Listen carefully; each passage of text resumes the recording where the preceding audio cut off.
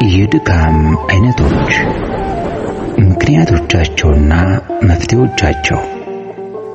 ይህን ርዕሰ ጉዳይ በተመለከተ ሰፋ ባለመልኩ መንፈሳዊ ምክሩን ያዘጋጁልን አባታችን አቡነ ሽኖዳ ሳልሳዊ መንፈሳዊ ሰው ከሚለው መንፈሳዊ መጽሐፋቸው የተወሰደው ምክር ይሆናል። የድካም ምክንያቶችና መፍትሄዎቻቸው። ምንም እንኳን እስካሁን ድረስ ስለ ጥንካሬና መንፈሳዊ ሰው በጥንካሬ መኖር እንዳለበት በስፋት እየተነጋገርን ቢሆንም በዚሁ አንጻር ድካሞች ስለመኖራቸው ልንክድ አንችልም።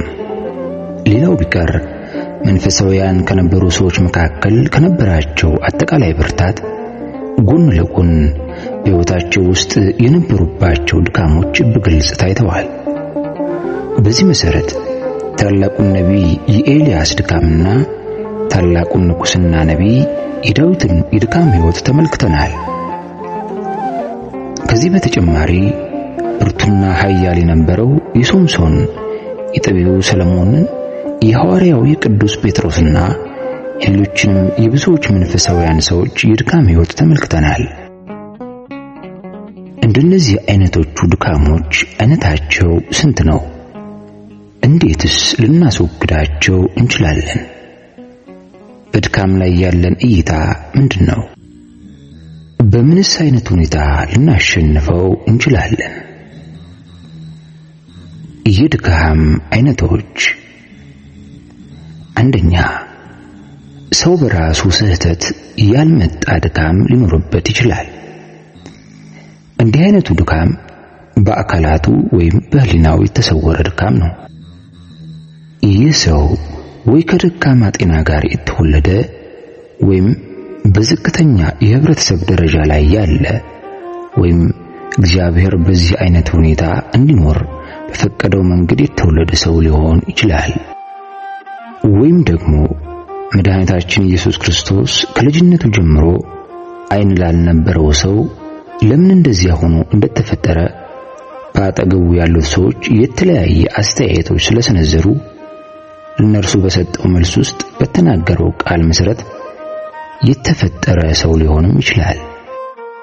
የእግዚአብሔር ሥራ በእርሱ እንዲገለጥ ነው እንጂ እርሱ ወይም ወላጆቹ ኃጢአትን አልሰሩም ይላል ዮሐንስ 9 ከቁጥር 3። አንዳንድ ጊዜ መንፈሳዊ ሰው የአካል ድካም ሊታይበት ይችላል። ይህን አስመልክቶ መድኃኒታችን ኢየሱስ ክርስቶስ በአንድ ወቅት በጌቴሰማኒ ለተገኙ ሐዋርያቱ እንዲህ ብሏቸዋል። መንፈስስ ተዘጋጅታለች፣ ሥጋ ግን ደካማ ነው። ማቴዎስ 26 ከቁጥር 61።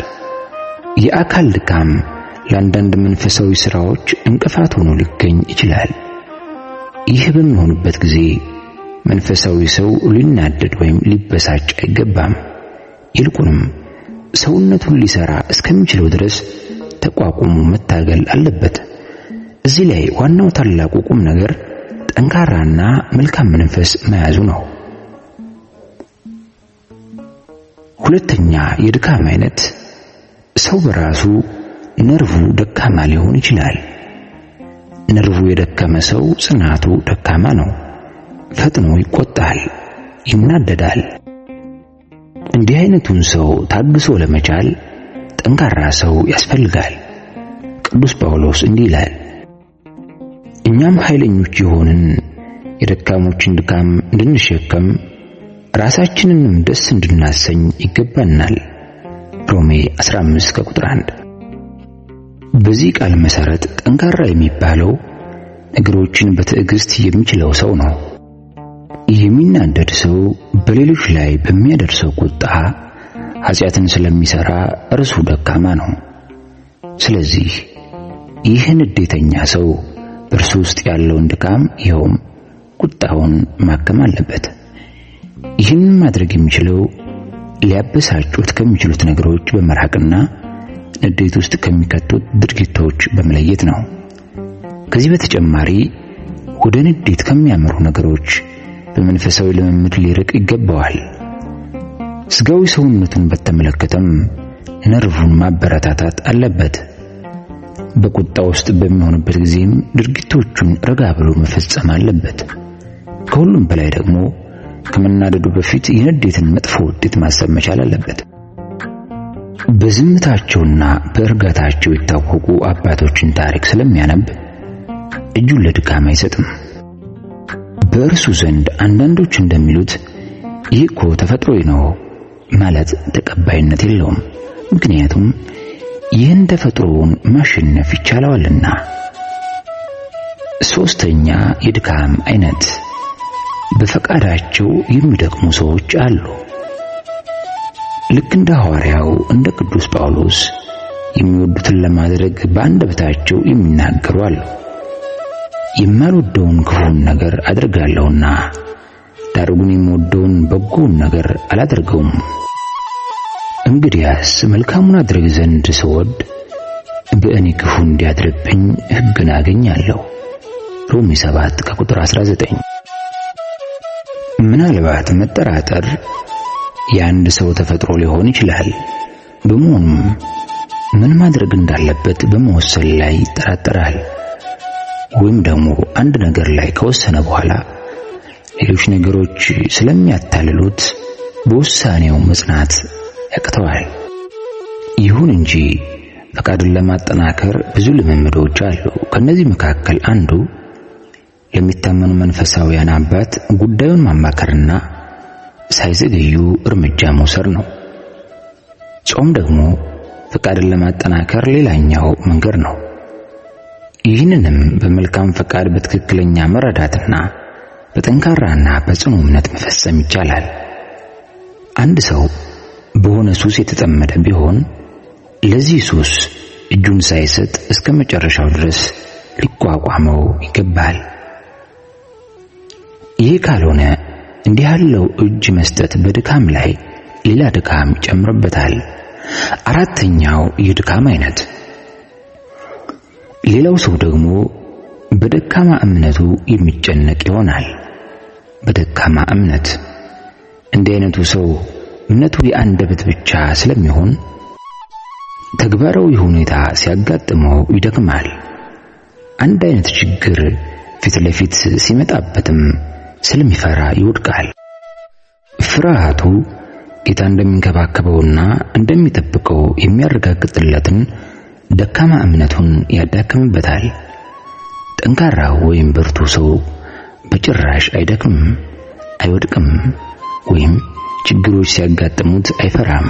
የእስራኤል ልጆች እምነታቸው ደካማ ስለነበር ባህረ ኤርትራ ሲደርሱ ፈርተው ነበር።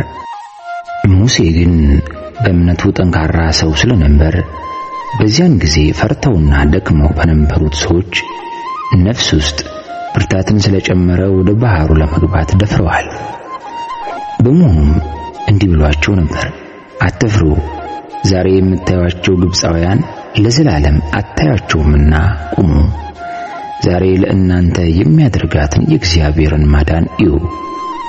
እግዚአብሔር ስለ እናንተ ይዋጋል፣ እናንተም ዝም ትላላችሁ። ዘጸአት ምዕራፍ 14:13። ስለዚህ አንተም እምነትህን በዚህ ለማጠናከር ሞክር። በእምነት ጠንካራ የነበሩ ሰዎችንም ታሪካቸውን አንብብ። እግዚአብሔር በልጆች ችግርና መከራ መካከል ጣልቃ እንደሚገባና ድንቅ ሥራዎቹንና ተአምራቱን እንደሚያደርግ የተጻፉ ታሪኮችንም አንብብ።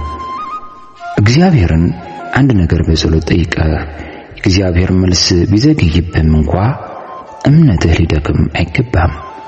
ይልቁንም እግዚአብሔር በሌሊቱ የመጨረሻ ክፍለ ጊዜ መጥቶ ሥራውን እንደሚሰራልህ በእርግጠኝነት ልታምን ይገባሃል።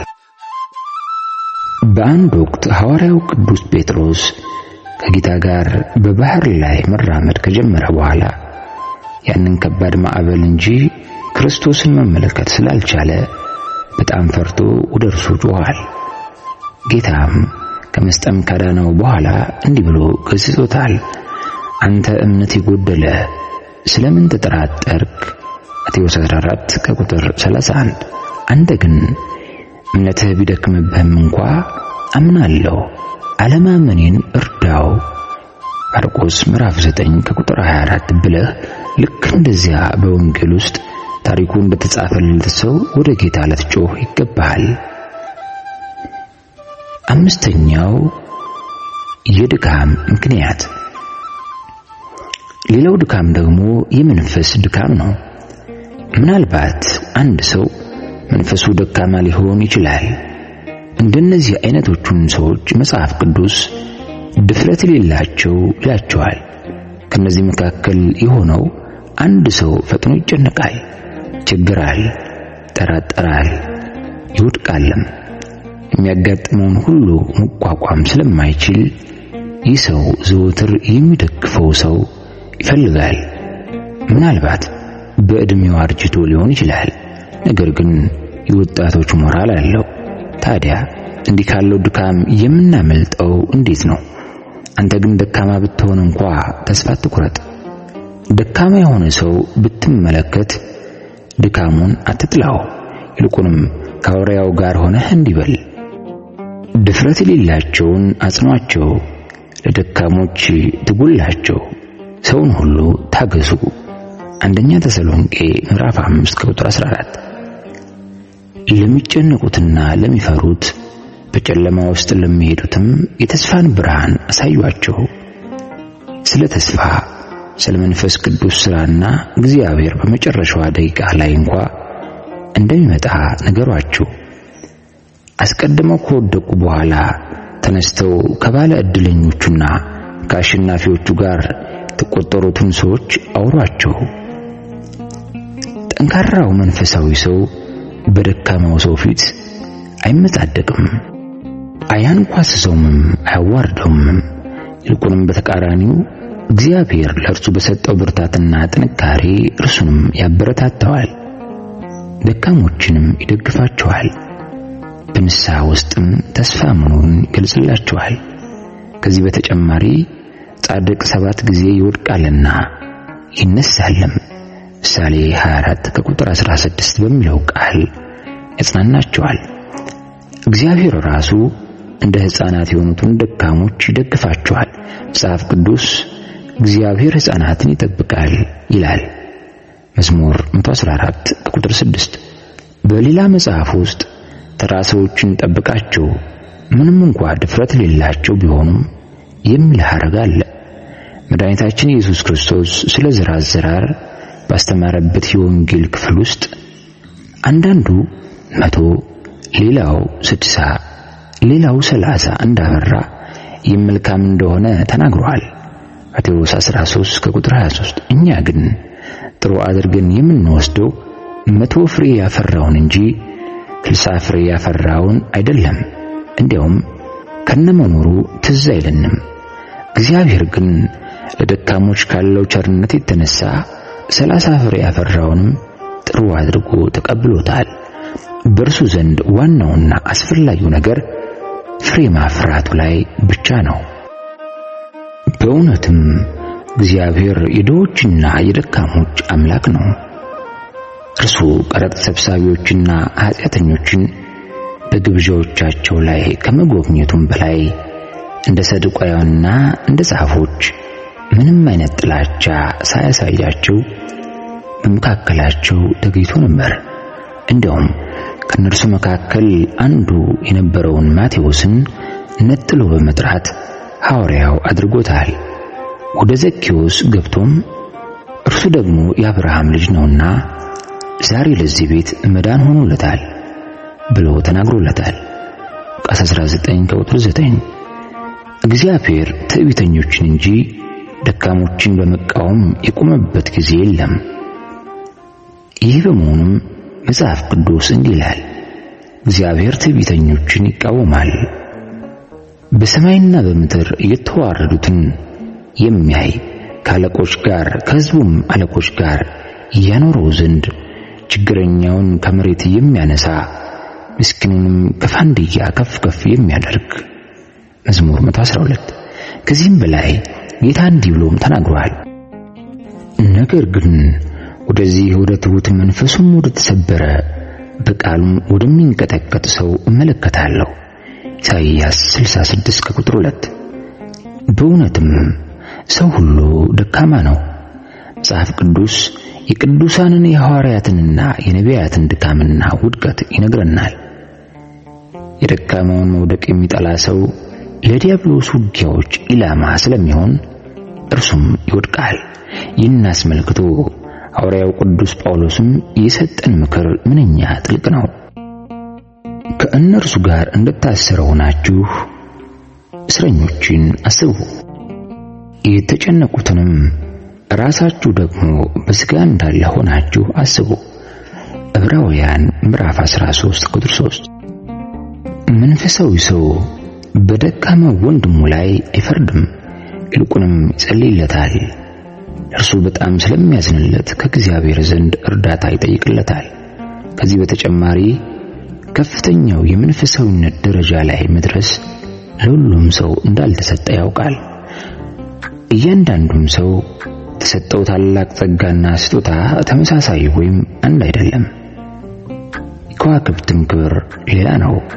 በክብር አንዱ ኮከብ ከሌላው ክብር ይለያያልና።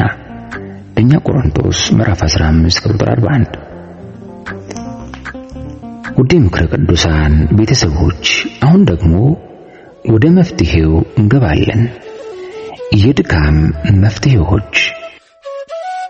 አንደኛ፣ ፈቃድን ከሚያደክመው ከኃጢአት ቀለበት ውስጥ ራቅ። ወደ ኃጢአት የሚመሩን ምክንያቶችና ጥቃቶች ልትቋቋማቸው አትችልምና ሽሽ። ራስህን ከመጥፎ ውዴት አረቅ። ራስህን እኔ ከውጊያዎች ሁሉ በላይ እበረታለሁ አትበል። ስለ ኃጢአት እኮ እንዲህ ተብሎለታል፣ ወግታ የገደለቻቸው ብዙ ናቸውና እርሷም የገደለቻቸው እጅግ ብዙ ናቸው። ምሳሌ 7 ቁጥር 26። አንተ ደካማ ከሆንክ ድካምህን በማመን ለድካምህ ምክንያት የሆነውን ነገር በማወቅ አስወግድ። በቤተ ክርስቲያን ከነግህ ጸሎት ውስጥ ከኃጢአት ምክንያቶች ለመራቅ የተሰጠው ምክር ከመዝሙረ ዳዊት ጋር አብሮ ይጸለያል። በክፉዎች ምክር ያልሄደ፣ በኃጢአተኞች መንገድ ያልቆመ፣ በዋዘኞችም ወንበር ያልተቀመጠ ሰው ምስጉን ነው። ሁለተኛ፣ ከእግዚአብሔር ዘንድ ብርታትን አግኝና ያሉብህን ድካሞች የጸሎትህን መስክ አድርጋቸው። መዝሙረኛው ዳዊት እንዲህ ብሏል፣ ኃይሌም ዝማሬም እግዚአብሔር ነው፣ እርሱም መድኃኒት ሆነልኝ። መዝሙር 117። ጨምሮም እንዲህ ብሏል፣ እግዚአብሔር ከኛ ጋር ባይሆን ሰዎች በእኛ ላይ በተነሱ ጊዜ፣ ቁጣቸው በላያችን በነደደ ጊዜ፣ በዚያን ጊዜ ሕያዋን ሳለን በዋጡን ነበር። መዝሙር 123። እግዚአብሔር ቤትን ካልሰራ ሰራተኞች በከንቱ ይደክማሉ። እግዚአብሔር ከተማን ካልጠበቀ ጠባቂዎች በከንቱ ይተጋሉ። መዝሙር 126። ሐዋርያው ቅዱስ ጳውሎስም እንዲህ ብሏል፣ ጌታ በእኔ አጠገብ ቆሞ አበረታኝ፣ ጌታም ከክፉ ነገር ሁሉ ያድነኛል። ሁለተኛ ጢሞቴዎስ 4።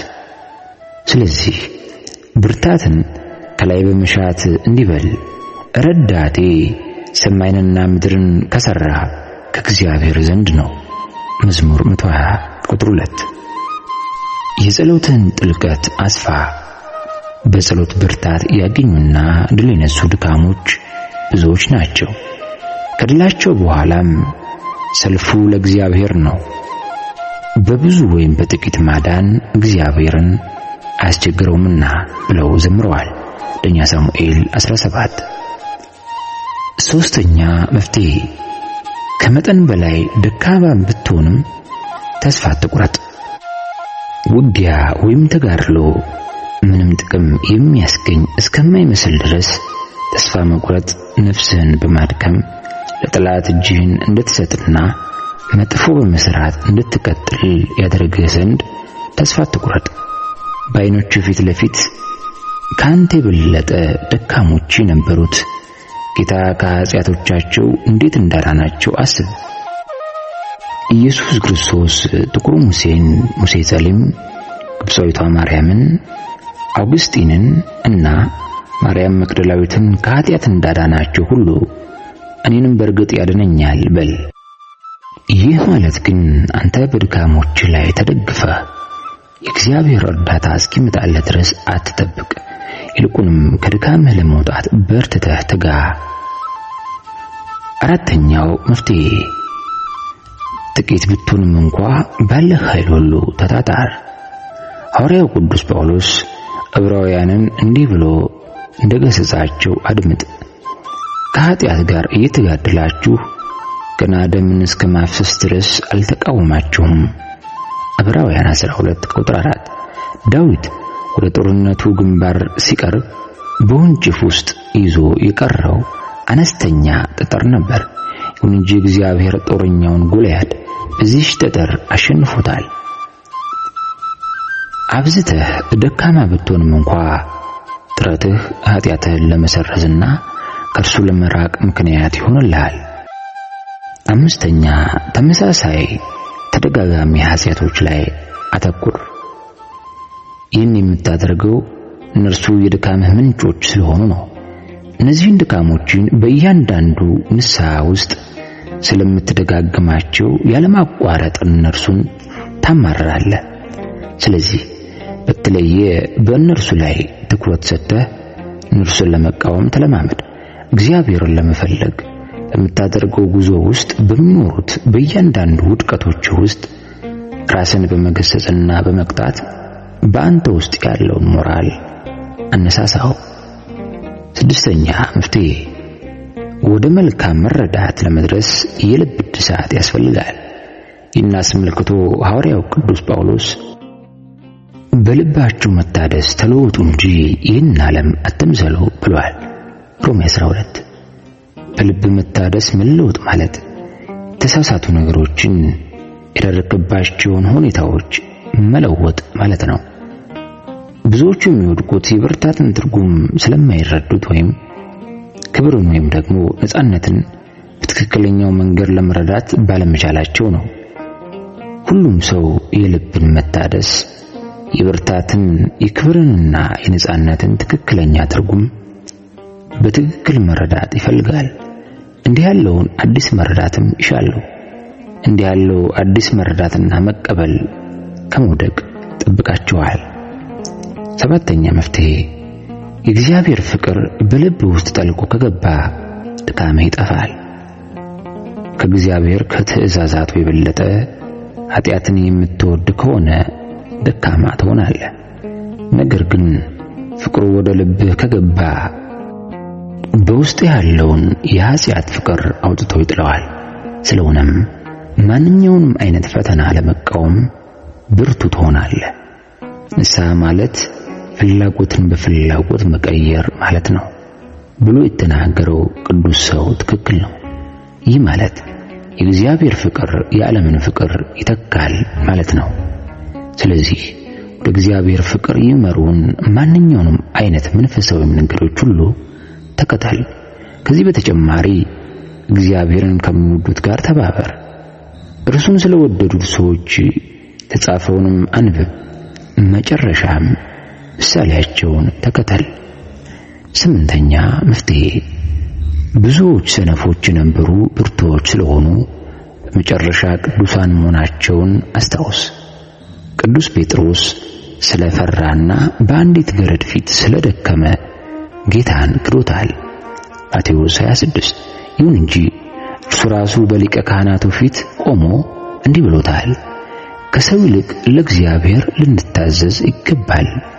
ሐዋርያት 5:29። ከዚህ በተጨማሪም ለነገሥታት ለሽማግሌዎችና ለካህናትም እንዲህ ብሏቸዋል፣ እግዚአብሔርን ከመስማት ይልቅ እናንተን እንሰማ ዘንድ በእግዚአብሔር ፊት የሚገባ እንደሆነ ቁረጡ።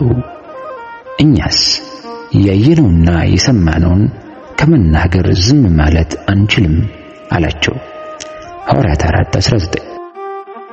ሙሴ ጸሊም በምንኩስና ሕይወቱ ጅምር ላይ ሳለ ሐሳቦቹን ለመቃወም በአንድ ምሽት ውስጥ ወደ ንስሐ አባቱ 11 ጊዜ ሄዷል። በመጨረሻ ግን ይህ መነኩሴ ብዛት ላላቸው መነኮሳት መንፈሳዊ መሪ ሊሆን በቅቷል። 9ኛ መፍትሄ ድካም በተሰማ ጊዜ ሁሉ ካንተ ጋር ሊሰራ የሚችለው እግዚአብሔር ጸጋ እንደሆነ አስታውስ። ይህ ጸጋ አንተን ሊያበረታታ የሚችል ጸጋ ነው። ስለሆነም በዚህ አይነት ሁኔታ ውስጥ ስትሆን የሐዋርያው የቅዱስ ጳውሎስን ቃል አስታውስ። ዳሩ ግን ኃጢአት በበዛበት ጸጋ ከመጠን ይልቅ በለጠ። ሮሜ 5:20። ይህም ማለት ጸጋ እግዚአብሔር አንተን ከኃጢአትህ ይጠብቅ ዘንድ ዙሪያህን ይከባሃል ማለት ነው። ስደክም ያን ጊዜ ኃይለኛ ነኝና የሚለውን ቃልም አትርሳ። ቆሮንቶስ 12:10። ይህም ማለት በራሴ ደካማ በሆንም እንኳ ከኔ ጋር በሚሰራው በእግዚአብሔር ጸጋ ግን እበረታለሁ ማለት ነው። አስረኛና የመጨረሻው መፍትሄ እግዚአብሔር ምንጊዜም ከደካሞች ጋር እንደሆነ ይህን አንድ ታላቅ እውነት እወቅ። ብርቱንም ነገር እንዲያሳፍር እግዚአብሔር የዓለምን ደካማ ነገር መረጠ። ቆሮንቶስ ምዕራፍ 1:7። በዚህ ቃል መሰረት የእግዚአብሔር ኃይል የሚገለጠው በደካሞች ላይ ነው ማለት ነው። በአንድ ወቅት ስለ ትውስታዬ ስጽፍ እንዲህ ብዬ መጻፌን አስታውሳለሁ። በአንድ ወቅት ዲያብሎስ ለእግዚአብሔር እንዲህ አለው፣ ብርቱዎቹን እችላቸዋለሁና ለእኔ ተውልኝ አለ። ደካሞቹን ግን አልችላቸውም። እነርሱ ድካማቸው ስለሚሰማቸው ወደ አንተ ተጠግተው በአንተ ያሸንፉኛል።